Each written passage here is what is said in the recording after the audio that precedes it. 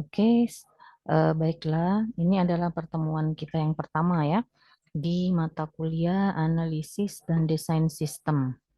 Nah, sebelum kita masuk ke materi, saya akan jelaskan dulu mengenai kontrak perkuliahan kita. Ya, baru akan saya jelaskan mengenai materi yang untuk pertemuan pertama ini.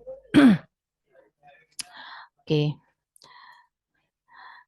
Nah, ini capaian pembelajaran mata kuliah kita. Ya, mata kuliah kita ini mata kuliah dengan bobot nilai 4 SKS. Ya, 4 SKS berarti dalam satu minggu itu ada 2 kali pertemuan. Nah, saya sudah membuat capaian pembelajaran mata kuliah kita, di mana capaiannya itu adalah mahasiswa Prodi SI, ya, Sistem Informasi S1 itu mampu menghasilkan spesifikasi kebutuhan perangkat lunak atau SKPL dan dokumen perancangan perangkat lunak, ya, atau DPPL, ya. Itu yang akan Anda hasilkan di mata kuliah kita. Jadi nanti eh, di akhir, bukan di akhir ya, mungkin setelah pertemuan minggu ke-8 ke atas lah ya, Anda akan membuat, saya suruh untuk membuat tugas, di mana tugasnya itu menghasilkan SKPL dan DPPL. Di template tugasnya akan saya berikan kemudian. Oke, ini beberapa referensi yang bisa Anda jadikan acuan untuk mata kuliah kita, di mana materi-materinya juga saya ambil dari beberapa buku mengenai sistem analysis and design. Silakan dicari apa aja, bebas. Oke, ini adalah capaian pembelajaran kita atau CPMK-nya. Itu mengetahui rencana pembelajaran dan ranah kerja dari sistem analis untuk materi kita hari ini ya. Oke. Oke, sebelum. Nah, ini penilaian ya, sesuai sama seperti penilaian pada mata kuliah sebelumnya, di mana ada 5 komponen penilaian mulai dari A, B, C, D, dan E. Nah, di mana untuk bobot penilaian A nilainya 85, untuk dapat nilai B itu 70 ring ya, 70 sampai 84, kemudian C 55 sampai 69, kemudian D 40 sampai 54, dan kurang dari 40 itu dapat nilai E. Nah, ini komponen penilaiannya, komponen penilaian yang saya buat seperti ini nak ya. Tapi ini bisa saja berubah, itu tergantung dengan nilai yang Anda hasilkan nantinya. Yang pasti perubahan itu kemungkinan terjadi jika nilai kalian semuanya di bawah standar. Jadi saya tidak akan menurunkan komponen nilai, tapi bahkan mungkin akan mengambil nilai tertinggi dari apa yang sudah Anda hasilkan. Oke, ini ada kontrak penelitiannya. Nah, ini silabus mata kuliah kita, di mana di sini saya bagi itu ada 11 komponen, ya, di mana saya bagi dalam 2 komponen besar, yaitu ujian tengah semester dan ujian akhir semester. Nah, untuk ujian tengah semester, kita mulai dari materi dari sistem analisis, ya, sistem analis, kemudian kita masuk ke nanti tahap fase planning, kemudian pendekatan sistem dan analisisnya. Nah, ini semua nanti akan Anda buatkan dokumen untuk membuat atau menyusun SKPL, ya, di spesifikasi kebutuhan perangkat lunak. Terus saya akan ambil nilai UTS. Kemudian yang kedua, yaitu fase ujian akhir semester, itu masuk ke tahap desain. Ya, semua tools desain, semua teori tentang desain akan saya jelaskan di materi 7 sampai dengan 11 ini, dan akhirnya Anda akan membuat DPPL. Jadi nanti untuk ujian akhir semester, SKPL dengan DPPL akan kita gabungkan untuk menjadi nilai ujian akhir semester. Ya. Oke, sekarang kita sudah masuk ke materi.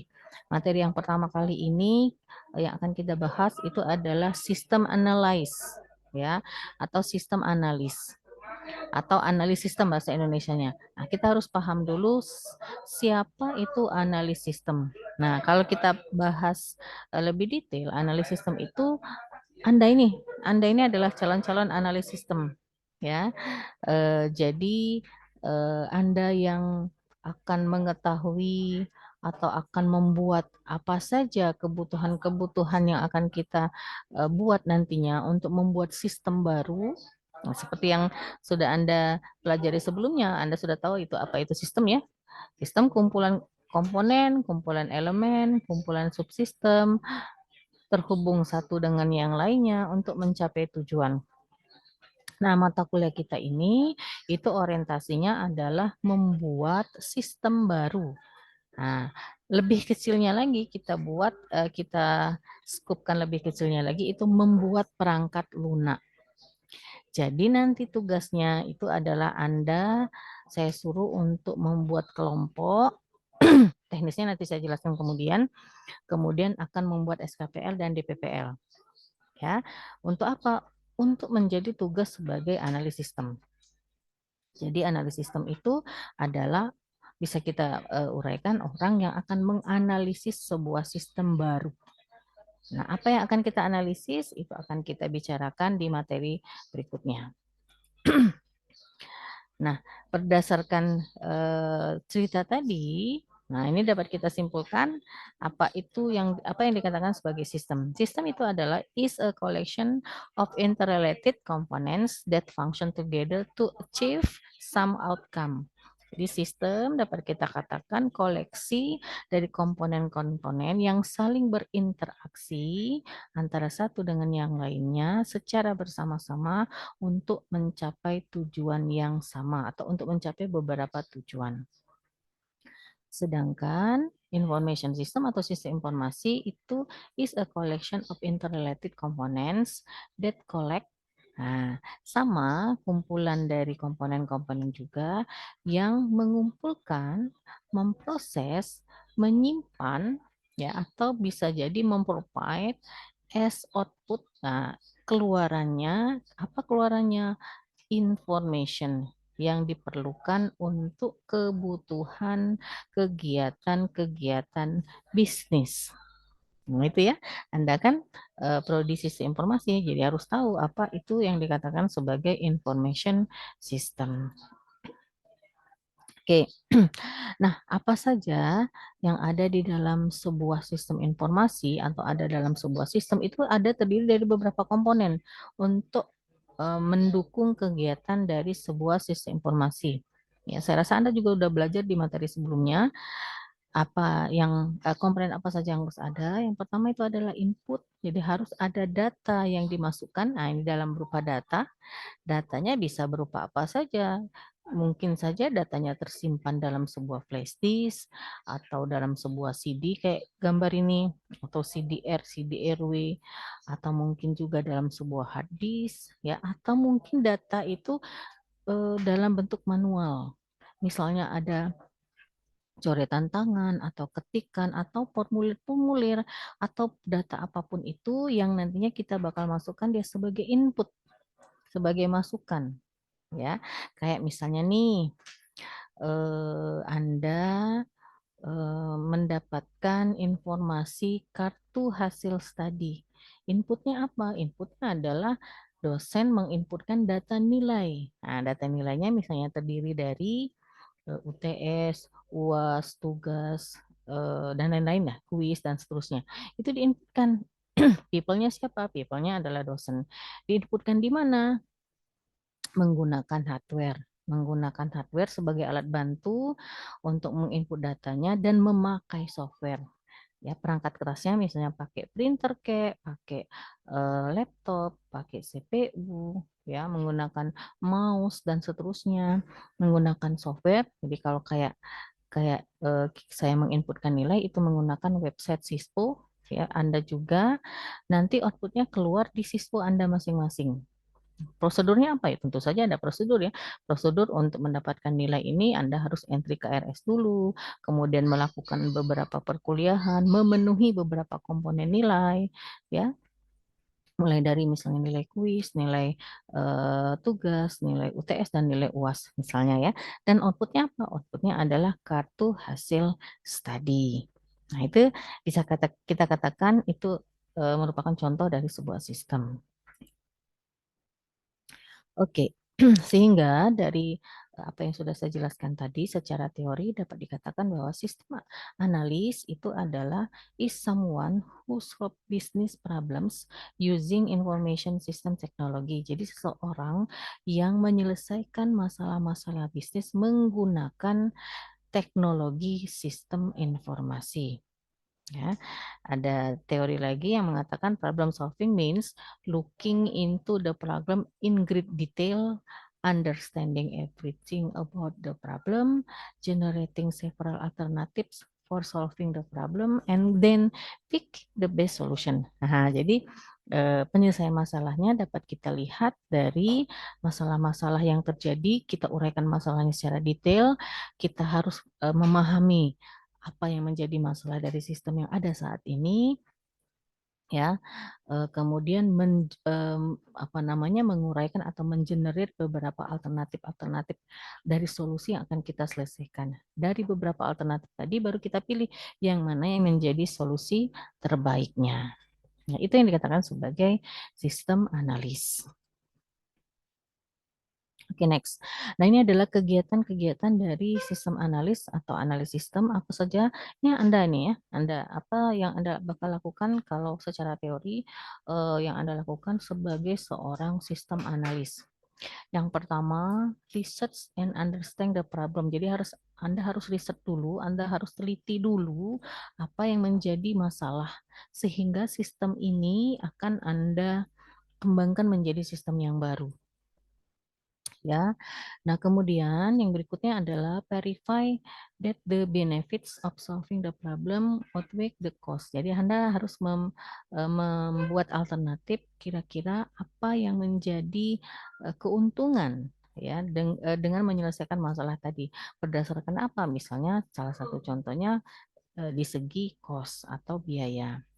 Kemudian berikutnya adalah define the requirements from software, apa saja kebutuhan-kebutuhan yang akan kita penuhi untuk menyelesaikan masalah ini. Nah, requirements ini makanya nanti ada Anda saya suruh untuk capaian pembelajaran kita itu adalah membuat SKP spesifikasi kebutuhan perangkat lunak.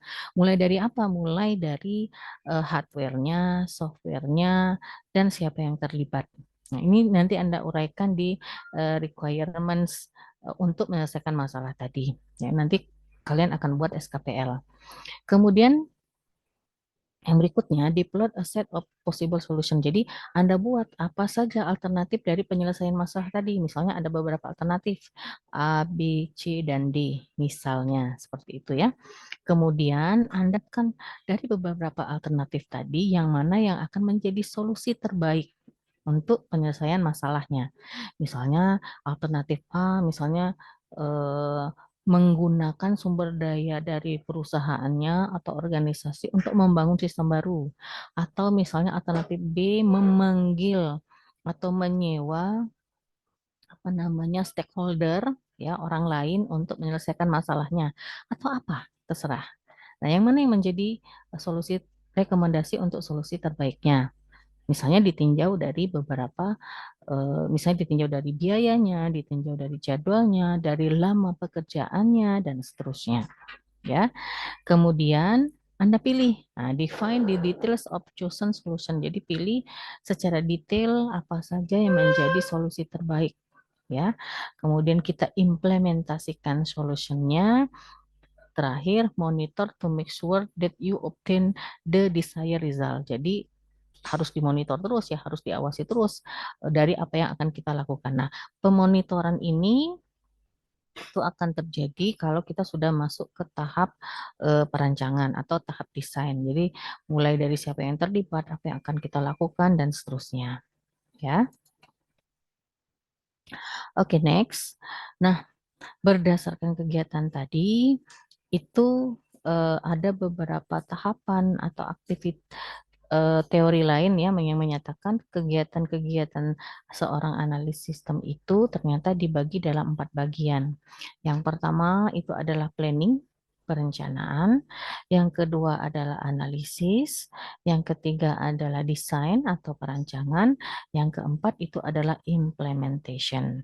Ini kegiatan yang dilakukan secara garis besar dari seorang sistem. Kita masuk, mata kuliah kita masuk di mana nih? Nih, ada dua komponen ini. Itu masuk di tahap analisis dan masuk di tahap desain.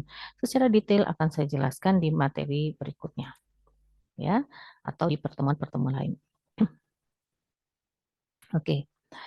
Nah, kemampuan apa saja yang harus dikuasai oleh seorang analis sistem atau sistem analis? Jadi ada tiga kemampuan, ya, ilmu dan kemampuan yang harus dikuasai oleh analis sistem. Yang pertama adalah kemampuan untuk technical knowledge, ilmu tentang pengetahuan tentang teknik, ya, atau kemampuannya namanya technical skill. Ya. Nah, ini artinya kita harus menguasai alat nih, menguasai brandware. Nah, mulai dari spesifikasi brandware-nya, kalau dia ada rusak bagaimana cara menyelesaikannya, jaringannya seperti apa, dan seterusnya. Yang berikutnya itu adalah mulai sampai dengan software-softwarenya, ya. Yang berikutnya adalah business knowledge, ya, atau kemampuannya namanya business skill.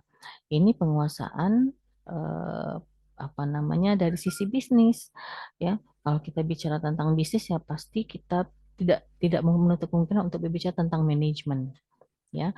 Mulai dari mengkoordinir karyawan atau mengkoordinir siapa saja yang akan kita lakukan eh, dalam pengembangan sistem ini, siapa saja yang terlibat, mengajak siapa saja, stakeholdernya siapa, ya, kemudian dilakukan meeting-meeting sampai eh, menghasilkan solusi atau problem solution. Kemudian yang berikutnya adalah people knowledge. Nah, yang kemampuannya namanya people skill. People knowledge ini adalah kemampuan kita misalnya berkomunikasi, kemampuan kita mengajak beberapa orang untuk melakukan pertemuan, melakukan meeting itu dikatakan sebagai people skill.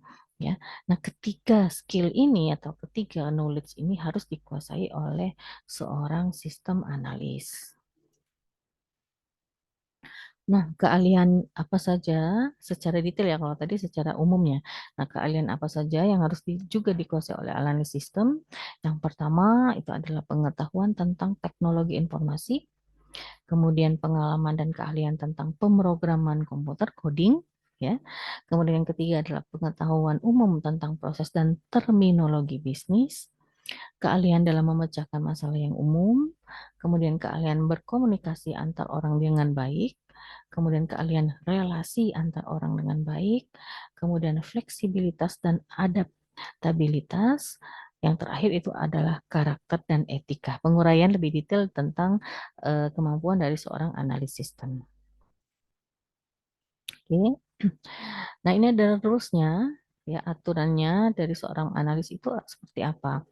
Focus on the IS, DIS isu surrounding the system. Jadi harus fokus tentang apa saja isu dari sebuah sistem informasi. Jadi kalau misalnya eh, apa namanya yang tren itu sekarang buat apa nih? Oh, yang tren itu sekarang itu sistem informasinya harus berbasis Android. Nah, itu harus kita pahami dulu yang seperti apa yang berbasis Android. Misalnya ya, seperti itu. Atau yang sekarang semuanya sudah website semua. Yang seperti apa yang website? Seperti itu. Kemudian berikutnya adalah develop ideas and suggestion for ways that IT can support and improve business process. Nah, jadi harus bisa membangun ide-ide dan saran-saran apa saja di mana sebagai supportnya itu adalah IT. Untuk apa? Untuk improve business process, untuk meningkatkan proses dari bisnisnya. Dia harus punya ide-ide yang bagus, harus punya ide-ide yang cemerlang, gitu ya. Kemudian berikutnya adalah have design new business process surrounding by IT. Tentu saja harus buat desainnya, harus buat kalau mau buat perangkat lunak desainnya seperti apa yang nanti akan kita bahas juga seperti ini nak ya. Jadi nanti Anda akan membuat desain perangkat lunak. Kemudian yang keempat, design the new information system and ensure that all IS standards are maintained.